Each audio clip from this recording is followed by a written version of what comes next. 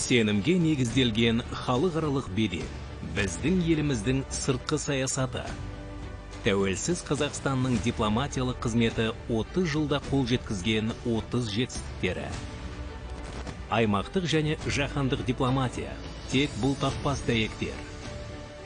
Қазақстан шекарасының барлық периметр бойынша заңды ресімделуі, көп векторлы сыртқы саясаттың арқасында барлық елдермен достық қарым-қатынас орнату, Азиядағы өзара іс-қимыл және сенім шаралары жөніндегі кеңес құру, аймақтық ұйымдарды құруға және дамытуға белсенді қатысу, Еуропадағы қауіпсіздік және ынтымақтастық ұйымы және Астана декларациясының қабылдануы, Орталық Азия елдерімен аймақтың тұрақтылығы мен дамуын қолдау бойынша ынтымақтастық, Ауғанстанға көмек көрсету.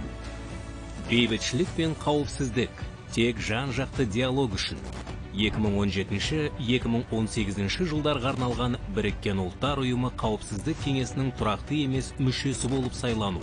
Астана процесі аясында Сирия бойынша келіссөздер жүргізу. 2015-2016 жылдардағы Ресей мен Түркия арасындағы қатынастарды қалпына келтірудегі бітімгершілік. Қазбат арқылы Біріккен ұлттар ұйымының бітімгершілік қызметіне қатысу. Қазақстандықтарды таяу шығыстағы қақтығыс аймақтарынан эвакуациялау бойынша Жусан және Русафа операциялары. 2015 жылы Иран ядролық келісімінің жасалуына мүмкіндік туғызған Иран және P5+1 топ арасындағы келіссөздерге жәрдемдесу. Экономикалық даму тек тұрақты өсім. 180 миллион адамдан тұратын ортақ нарығы бар 5 мемлекетті біріктіретін Еуразиялық экономикалық одақты құруға қатысу. 2015 жылы дүниежүзілік сауда ұйымына мүше болу және Қазақстанның 2022 жылы дүниежүзілік сауда ұйымының 12-ші министрлер конференциясына төрағалық етуі. Болашақ энергиясы тақырыбында Экспо 2017 көрмесін өткізу. Белдеу және жол бастамасындағы белсенді рөл 380 миллиард ақш долларынан астам қаржы көлемінде тікелей шетелдік инвестициялар тарту. Қазақстанның Еуразияның индустриялық логистикалық хаб ретіндегі транзиттік әлеуетін іске асыру.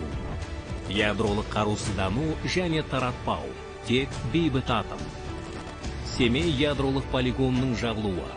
Әлемдегі қуаты жағынан 4-ші орындағы ядролық қару арсеналынан бас тарту. 4 көрші мемлекетпен бірге Орталық Азиядағы ядролық қарудан азат аймақты құру.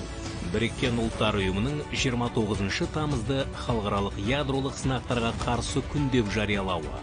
МАГАТЭ аясында төмен байытылған уран банкін құру. Біріккен ұлттар ұйымының ядролық қарудан азат әлем құру жөніндегі жалпыға ортақ декларациясының қабылдануы.